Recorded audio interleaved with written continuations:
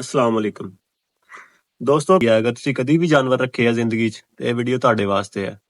ਕਦੀ ਤੁਸੀਂ ਗਾਏ ਰੱਖੀ ਹੋਵੇ, ਭੈਂਸ ਰੱਖੀ ਹੋਵੇ, ਬੱਕਰੀ ਰੱਖੀ ਹੋਵੇ, ਘੋੜੀ ਰੱਖੀ ਹੋਵੇ ਜਾਂ ਕੋਈ ਵੀ ਪਾਲਤੂ ਜਾਨਵਰ ਜਿਵੇਂ ਬਿੱਲੀ ਹੋ ਗਈ, ਇਸ ਤਰ੍ਹਾਂ ਦਾ ਕੋਈ ਵੀ ਜਾਨਵਰ ਅਗਰ ਤੁਸੀਂ ਰੱਖਿਆ ਹੈ, ਤੇ ਅਕਸਰ ਇੱਕ ਮਸਲਾ ਪੇਸ਼ ਆਉਂਦਾ ਹੈ ਕਿ ਜੀ ਸਾਨੂੰ ਪਤਾ ਨਹੀਂ ਚੱਲਦਾ ਕਿ ਸਾਡਾ ਜਾਨਵਰ ਜਿਹੜਾ ਹੈ ਉਹ ਗੱਭਣ ਹੈ ਜਾਂ ਨਹੀਂ ਹੈ।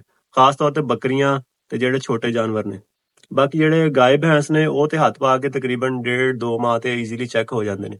ਅਗਰ ਉਸ ਤੋਂ ਪਹਿਲੇ ਚੈੱਕ ਕਰਨਾ ਚਾਹੁੰਦੇ ਹੋ ਤੇ ਉਹਦੇ ਵਾਸਤੇ ਇੱਕ ਸਹੂਲਤ ਹੁੰਦੀ ਹੈ ਅਲਟਰਾਸਾਊਂਡ ਦੀ।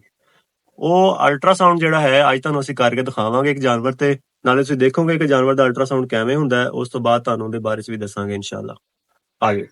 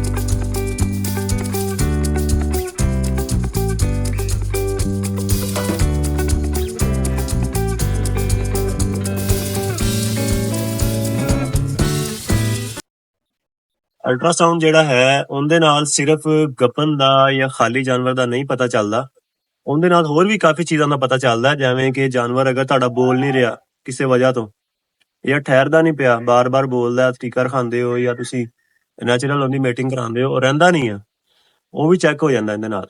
ਉਹ ਵੀ ਪਤਾ ਚੱਲ ਜਾਂਦਾ ਹੈ ਕਿ ਇਹਨੂੰ ਕੀ ਮਸਲਾ ਹੈ ਤੇ ਉਹਦਾ ਹੱਲ ਵੀ ਫਿਰ ਕੀਤਾ ਜਾ ਸਕਦਾ ਹੈ ਆਸਾਨੀ ਨਾਲ। ਉਸ ਤੋਂ ਇਲਾਵਾ ਜਿਹੜਾ ਹੈ ਸਿਰਫ ਬੱਚੇਦਾਨੀ ਦੇ ਜਾਂ ਜਿਹੜੇ ਹੈ ਨੇ ਇਸ ਤਰ੍ਹਾਂ ਦੇ ਮਸਾਇਲ ਵਾਸਤੇ ਅਲਟਰਾਸਾਊਂਡ ਇਸਤੇਮਾਲ ਨਹੀਂ ਹੁੰਦਾ। ਬਹੁਤ ਸਾਰੀਆਂ ਬਿਮਾਰੀਆਂ ਐਸੀਆਂ ਨੇ, ਥਣਾ ਦੇ ਮਸਾਇਲ ਵੈਸੇ ਨੇ, ਇਸ ਤਰ੍ਹਾਂ ਦੀ ਕਾਫੀ ਸਾਰੀਆਂ ਚੀਜ਼ਾਂ ਨੇ ਜਿਨ੍ਹਾਂ ਦੇ ਉੱਤੇ ਆਪਾਂ ਅਲਟਰਾਸਾਊਂਡ ਨੂੰ ਇਸਤੇਮਾਲ ਕਰਕੇ ਤੇ ਬਿਮਾਰੀ ਦੀ ਤਸ਼ਖੀਸ ਕਰ ਸਕਦੇ ਹਾਂ ਤੇ ਉਹਦਾ ਬਿਹਤਰ ਤਰੀਕੇ ਨਾਲ ਇਲਾਜ ਕਰ ਸਕਦੇ ਹਾਂ। ਮਜ਼ੀਦ ਮਾਲੂਮਾਤ ਲਈ ਸਾਡੇ ਨੰਬਰ ਤੇ ਤੁਸੀਂ ਰਾਬਤਾ ਕਰ ਸਕਦੇ ਹੋ WhatsApp ਤੇ ਬਹੁਤ ਸ਼ੁਕਰੀਆ।